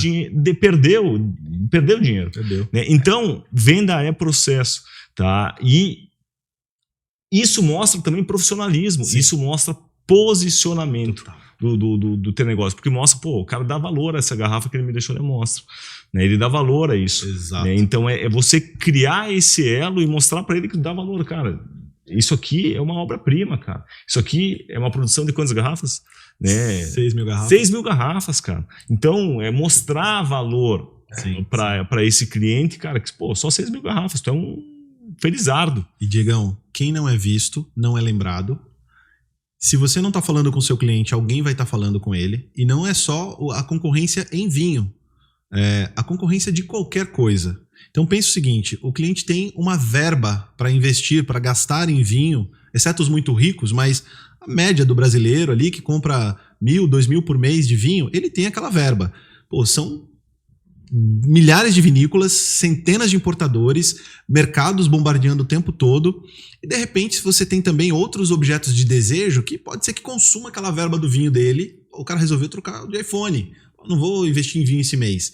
Então se você não está presente, gerando valor, né? Mesmo que você faça aquela ligação do bom e velho vendedor para perguntar se está tudo bem, começa a ter informações, num CRM como esse que você acabou de falar, um RP, registra as informações. Geralmente você compra vinho para consumir em casa nas mais diversas ocasiões, para dar de presente ou para fazer alguma festa ou evento. Então, a pessoa faz aniversário, casa, tem filhos, tem netos, todas as oportunidades de aniversário, colocar vinho, seja o moscatel, seja o vinho de mesa, seja o vinho top. Entenda o seu público, entenda que tem muitos momentos de sugestão, e se você conseguir chegar na hora certa, e como é que você chega na hora certa? Só memória? Esquece.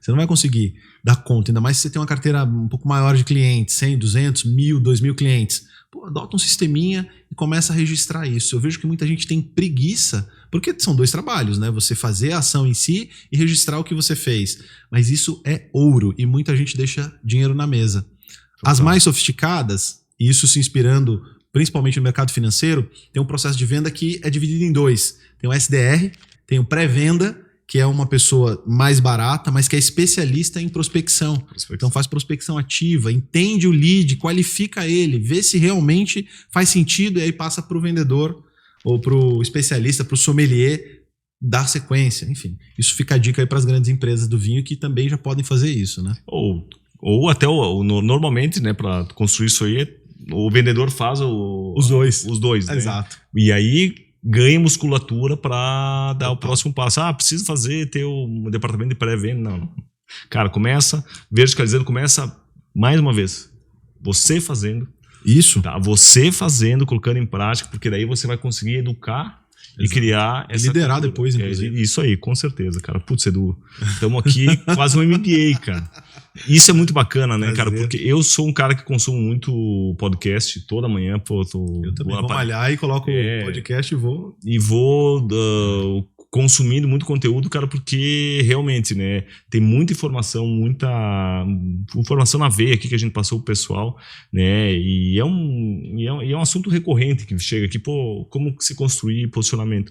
Mas, gente, uma dica que eu dou, principalmente para vocês que estão aí desenvolvendo seu negócio, posicionamento se constrói com o tempo, tá? Não é voo de galinha. Consistência. Consistência. Aliás, é uma das coisas que eu mais admiro em você. Sempre falo pro Diego quando eu encontro ele em eventos, em feiras. Cara, um dos caras mais consistentes desse mercado que eu conheço é você. Né? Tem o Daniel Perches, tem o Rodrigo Ferraz, tem uma turma muito fera. Mas quando fala de negócio e vinho, você é líder desse mercado por causa, óbvio, da sua qualidade, mas a consistência. Né? Nunca eu olho o Diego e imagino uma aventura. Não. Cara, um cara que tem começo, meio e fim. Então acho que vocês estão bem de mentor, viu? Boa. É isso aí, cara, porque eu acho que tem um ponto. Primeiro que eu acho que tem a ver com o posicionamento que tu falou, né? É tu estar comprometido com a audiência. Né? A gente tá comprometido, primeiro, né, por algo maior. Tá? Que é o que, cara, a minha missão, meu propósito é muito claro, assim, cara, a gente veio aqui para fazer, eu vejo que o teu é o mesmo, né, cara, que, pô, a gente veio aqui para somar ao mercado, para transformar o mercado, para ajudar as pessoas, né, enfim, empreendedores. É um sonho da outra pessoa, né, cara, às vezes é um hobby, o cara é apaixonado por vinho e fala, cara, eu gosto tanto disso, sou tão apaixonado, vou empreender nisso. É difícil, é um voo complexo às vezes. Ter um mentor é uma das coisas mais importantes, alguém que já passou por essa jornada e que não é, né, não é um picareta, não é uma pessoa que está falando, que tirou de um livro, vivenciou essa jornada, sabe todos os caminhos, atalhos, quebrou a cara, enfim, se superou e venceu. Modelar algumas pessoas, então olhar para pessoas que são referência no mercado e modelar não é copiar. Isso. Modelar é você entender a jornada e pegar aquilo que faz sentido para você, adaptar na sua rotina, na sua jornada, tendo essa consistência, cara, e entender que a gente está lidando com o sonho de outra pessoa, né? Total. Ela vai investir grana ali e tempo. E aí é a questão do comprometimento com o outro e principalmente se responsabilizar. Eu acho que esse é um dos pontos, né, que me moveu muito, né, até nos últimos meses, cara, eu tenho que me responsabilizar cara, se o mercado mudou, eu preciso mudar também. Eu preciso mudar o posicionamento, eu preciso evoluir, e porque as pessoas que nos seguem, elas também te observam.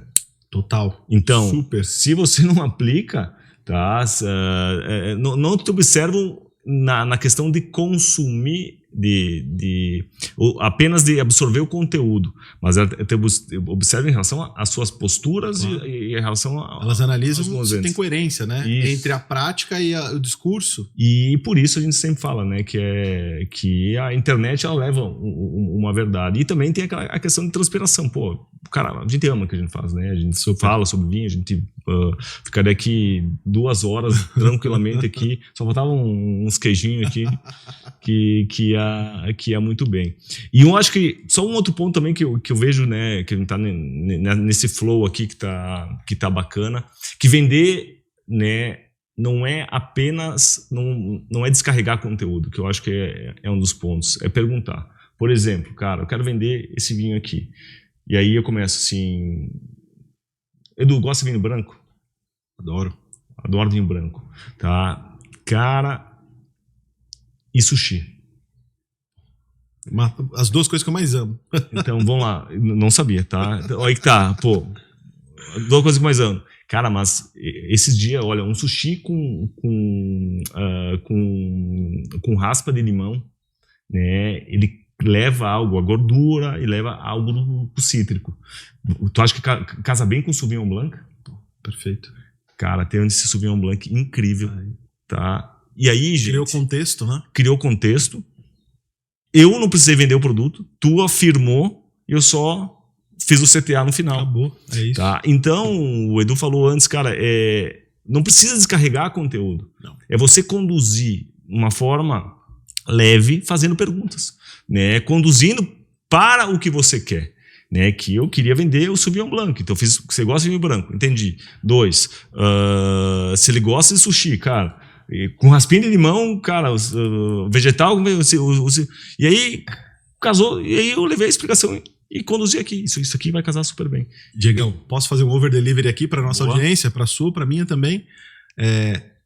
A gente já está passando da era do conteúdo.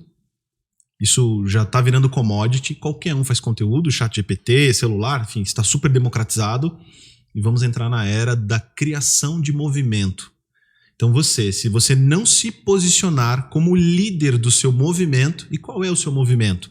Você precisa se posicionar, ou seja, defender alguns princípios e valores de maneira mais clara, colocar para sua audiência opinião.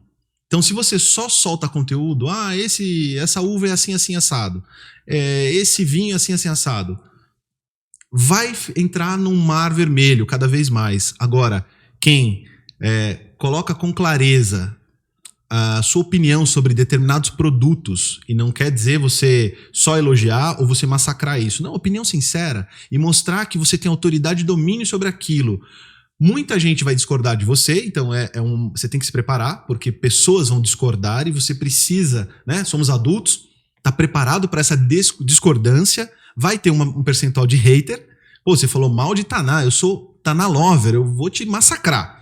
Tá tudo bem, esteja preparado para isso, mas isso é o que mais vai atrair o teu público, aquele que realmente interessa, aquele que faz sentido para tua jornada. Pô, tu só vende Sauvignon Blanc, para que você quer um cara que só toma Taná na tua...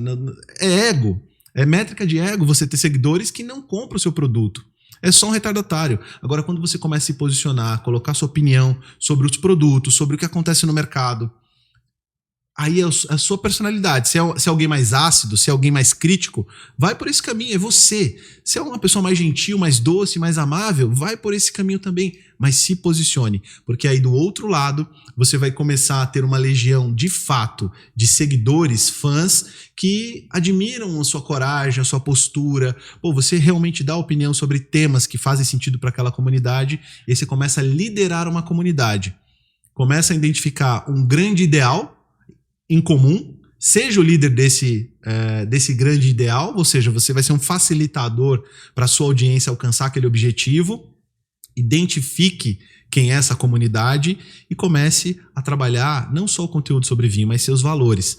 E aí, prepare-se para explodir. É isso aí, cara. E aí, com consistência, fazendo 14 stories de dia, um vídeo por semana no YouTube, não precisa começar com podcast, cara, que tu vai chegar a ter os objetivos certo, com consistência, tendo claro e tendo consistência, gente, não tem errado.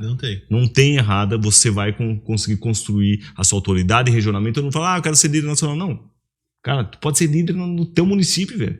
Cara, e aí, usando tráfego pago, distribuindo pro teu município, cara, tu vai ser o cara do vinho no teu município depois. O cara do vinho na tua região. Depois o cara do vinho no teu estado. E aí, velho, é exponencial. Quando tu chegar no ponto, vai ter uma curva de inflexão. Total. Cara, que o teu negócio vai explodir.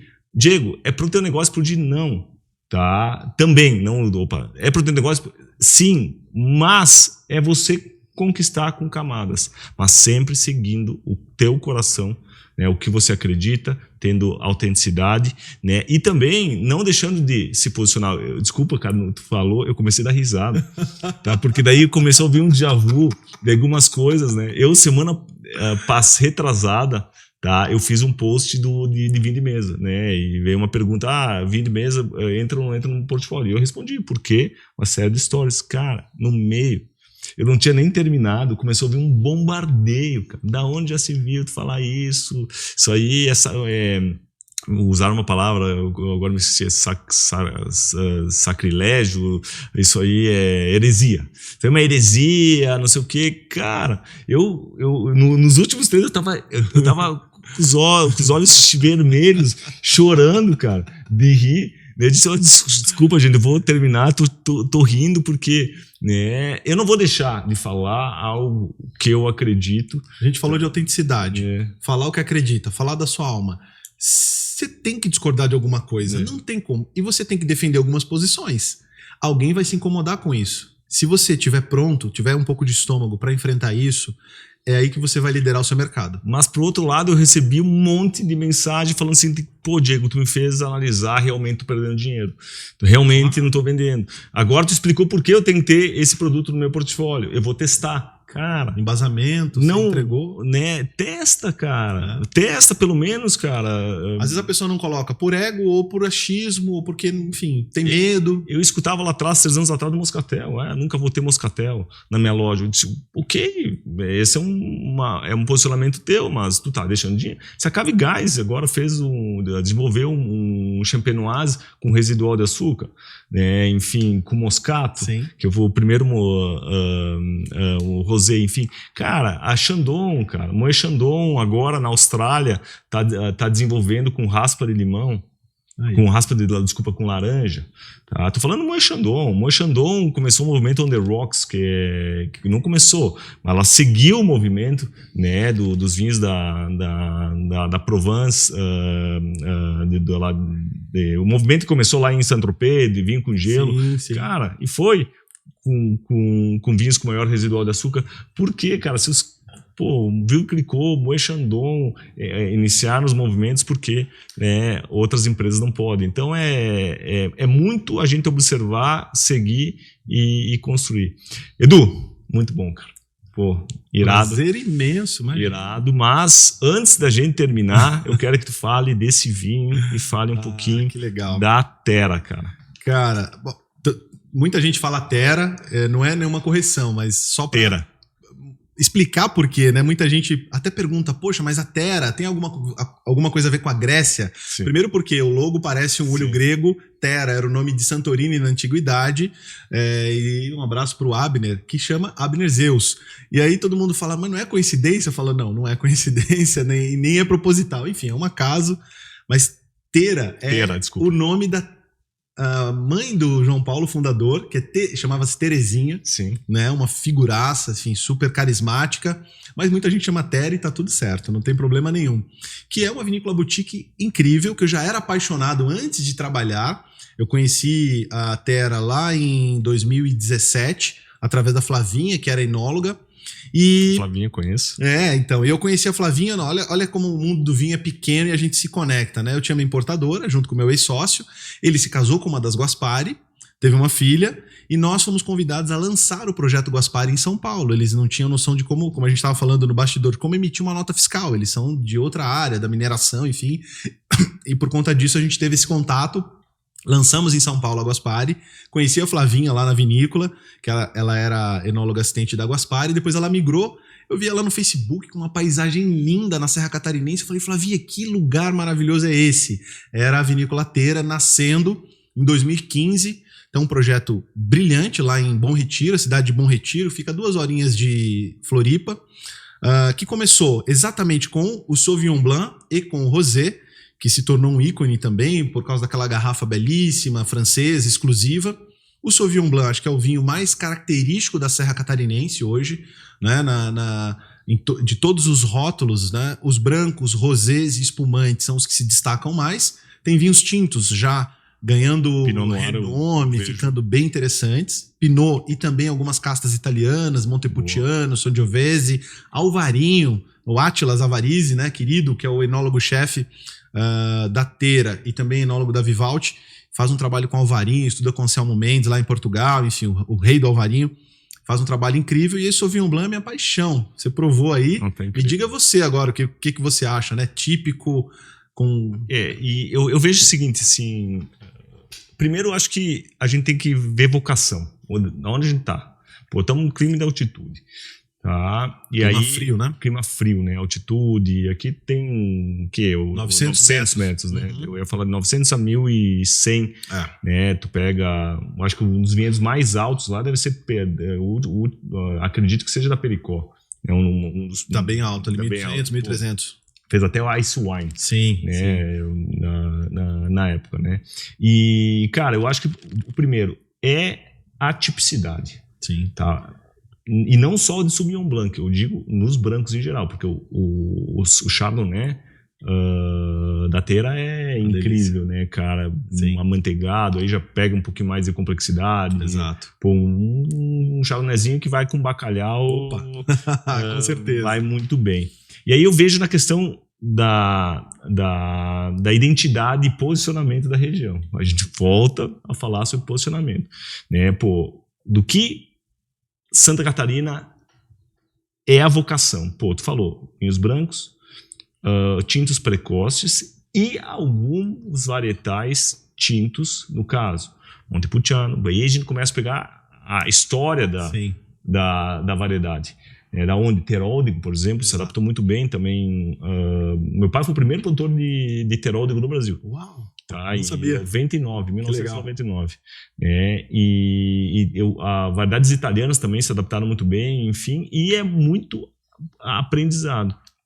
E eu vejo, cara, que esse vinho é um vinho, cara, que ele leva elegância, frescor e elegância ao mesmo tempo.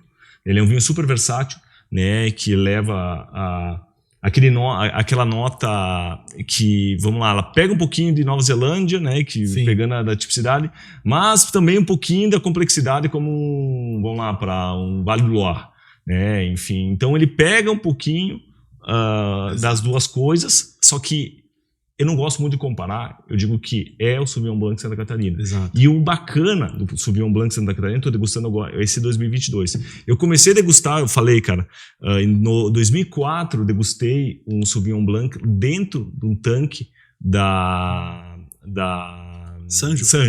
Né? Cara, era o vinícola que estava sendo construída, cara, ele era uma grande produção ainda, produtores de maçã, são um grupo japonês, enfim. E quando eu degustei tipicidade. Sim. O que eu degustei lá em 2004... Autêntico, né? Tá, ainda está hoje na taça. Olha que legal. Claro, aí que tem as suas tipicidades, claro. do micro terroir onde vocês estão. As vinhas vão evoluindo, né? Isso. E aí transfere mais. O que eu sinto hoje é muito vinhedo. Sim. Por quê? O que eu sentia lá atrás do Sauvignon Blanc, fazendo uma análise aí de 2004 para cá, era um produto muito mais ralo. Ou seja, mais magro na boca. Aqui já é um Sauvignon Blanc de respeito. Gordo, né? Já traz ali uma complexidade. Sabe que você falou uma palavra que é uma obsessão nossa na Teira, que é elegância. É um mantra na empresa, tá? A busca pela elegância em tudo que se faz. Então, desde a embalagem, né?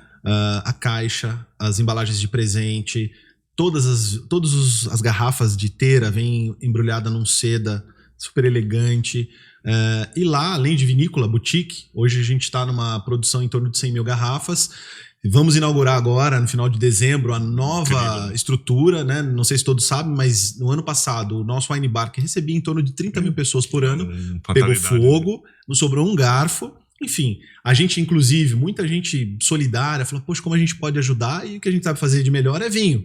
Então a gente pegou o nosso rosé super premiado, pegamos um lote, engarrafamos com uma garrafa diferente, em homenagem à reconstrução e ao recomeço, e foi assim um sucesso, ainda é um sucesso, né, que é o Rosé Sol, que é o mesmo Rosé Sofia, né, o Rosé super premium que nós temos, e as pessoas super apoiaram. E nós temos hoje, acho que 18 rótulos, em torno de 18 rótulos, entre brancos, rosés, espumantes e tintos, todos de método clássico, né, Champenoise, 12, 18 e 36 meses de autólise.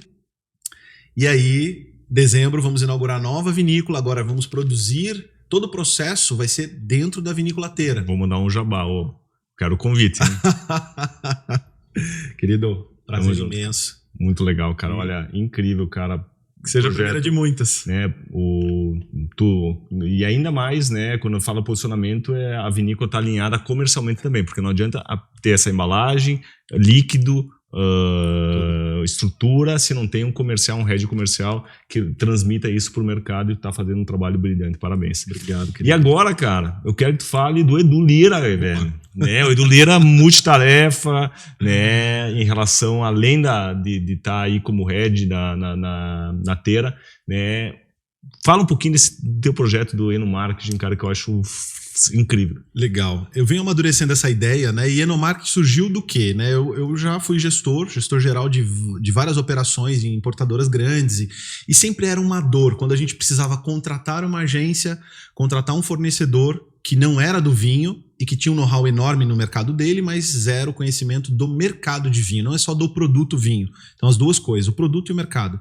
E aí tinha uma curva de aprendizagem doída. E a gente sabe, numa média ou numa grande empresa, você investe um valor alto para uma agência de marketing, de publicidade, de propaganda, de marketing digital, e às vezes o analista ou até o head mesmo da empresa, não tendo esse know-how todo, esse conhecimento todo, demora para começar a operação rodar e ficar bem azeitada. E eu falei, poxa vida. E ao longo dessa jornada, principalmente desde a pandemia, quando eu comecei a sair do bastidor, eu sempre fui um cara do bastidor, da gestão, da estratégia, do marketing. Somos dois. E aí eu falei, não, eu preciso levar essa mensagem para o mundo. Comecei a me posicionar construindo um conteúdo, saí daquele Instagram de final de semana que postava foto de camisa regata tomando cerveja e comecei a entender o poder da rede social e como eu poderia impactar muita gente através do conteúdo, né? Eu sou apaixonado por audiovisual, como eu estava falando com o Diego, e eu brinco nas minhas redes sociais que eu não bebo nem água em taça de plástico. Então eu brinco, o pessoal fica pé da vida, mas na verdade isso quer dizer algo a mais sobre mim. Eu não faço nada de qualquer jeito. Então na rede social eu comecei a entregar conteúdo de valor, produzir curso de vinho, mas eu entendi que meu coração não batia forte e meu olho não brilhava por ensinar sobre vinho. Tem gente muito melhor, brilhante, que faz isso. Gianni Tartari faz um trabalho incrível. Enfim, uma galera brilhante, mas a minha expertise é em dar luz e alavancar esse pessoal. Porque esse pessoal às vezes não tem esse know-how de estratégia, de marketing, de conectar o mundo do negócio e o mundo do vinho e fazer com que isso seja sustentável. Ou é o poeta do vinho, ou é aquela pessoa que ama vinho, mas não sabe monetizar. Então eu sei monetizar, fiz isso a minha vida inteira e também sei de vinho. Eu uni as duas coisas e comecei a trazer para empresas e profissionais essa mentoria de enomarketing, em que você vai ter clareza de todos os pontos de contato, como executar, como fazer acontecer. Hoje isso está disponível para profissionais top de mercado e para algumas médias e grandes empresas, tá? Eu não faço isso ainda para o grande público, mas a tendência é que isso se transforme no futuro próximo num produto digital mais acessível para a pessoa que está começando, para pequenas vinícolas. Okay. Tem o meu amigo Paulo Giacomini, que é enólogo da Casa Sonsini, ele fala, Edu, eu não posso te contratar, me dá uma ajuda, me dá uma consultoria. Eu faço com muito carinho, com muito amor, que é um grande amigo, mas eu quero fazer com que essa mensagem de unir a poesia, de unir a técnica, o lado lúdico do vinho, mas também a monetização, porque tem muito profissional muito bom, tem muita vinícola maravilhosa que morre na praia porque não sabe vender, legal, que não sabe trabalhar o marketing. Então, o enomarketing é isso, é o marketing 100% voltado para o mercado de vinho, sejam profissionais ou vinícolas e importadoras, lojas, e eu diria assim, é um primo, um irmão do que você faz, né? Acho que Sim. são poucos que fazem isso no mercado. Eu não quero trabalhar muito o público que está iniciando nesse momento. Sim. É realmente o público que já está num determinado nível e quer escalar esse processo. E o Edu é esse apaixonado por vinho, filho da Dona Zéza, nordestina retada, amo o Nordeste, pai da Alice, do Felipe e da Marie, que é minha Yorkshire, e sou fascinado por vinho. Falei pro Diego, acho que já falei aqui hoje, meus próximos 20 anos no vinho certamente serão no vinho brasileiro. Sou completamente entusiasta do vinho brasileiro. Os primeiros 20 foram no vinho importado, fui importador, trabalhei na World Wine, Grupo La Pastina, grandes marcas, grandes produtos, mas acho que o vinho brasileiro vai cada vez mais decolar. Os vinhos de inverno, conheço o pessoal da Amprovin, estão fazendo um trabalho brilhante. Vinhos de altitude lá de Santa Catarina, enfim. Eu acho que o Brasil precisa ser conhecido. E o que falta é comunicação. Porque produto bom a gente já tem. Agora precisam de embaixadores que levem a bandeira do vinho para o topo, que é onde ele merece estar. Cara, top. E, cara, fala aí, como te encontro, velho? Instagram... @EduLiraVinhos. Aí tu vai me encontrar no LinkedIn, Instagram, Twitter, TikTok, agora no Spotify... YouTube, @EduLiraVinhos, tá mais que posicionado lá. Boa! Cara, obrigado por tudo, cara, obrigado.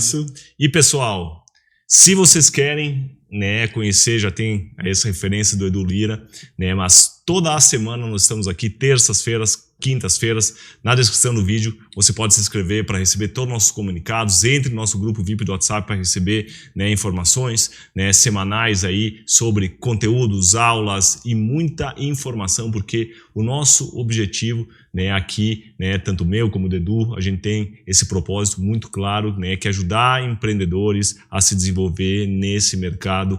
E, gente, né, ninguém é concorrente de ninguém. Você, empresário, né, que pode ver, não, mas eu não vou compartilhar esse conteúdo porque meu vizinho pode querer montar uma empresa de vinho. Cara, você está perdendo para ti mesmo. Isso é uma miopia, né, porque tem tudo para fazer nesse mercado, gente. Então, desenvolvendo collabs, desenvolvendo parcerias, né, esse mercado vai crescer cada vez mais. A gente precisa de gente boa ao nosso lado, né, e também mais pessoas compartilhando conhecimento e desenvolvimento. Então, compartilha esse conteúdo, né? Compartilha aí para outros empreendedores, para outras pessoas que gostam de vinho, para elas também entenderem um pouquinho, né, em relação ao posicionamento do mercado. Não deixe de dar o seu like, né, deixar o seu comentário aqui, né, faça sua pergunta em relação ao posicionamento, a gente sempre responde, e esse é o nosso intuito, né, desenvolver o mercado de vinhos no Brasil para você, empreendedor do vinho. Então, até o nosso próximo Pod Venda Mais Vinho. Um brinde, meu amigo. Saúde, sucesso.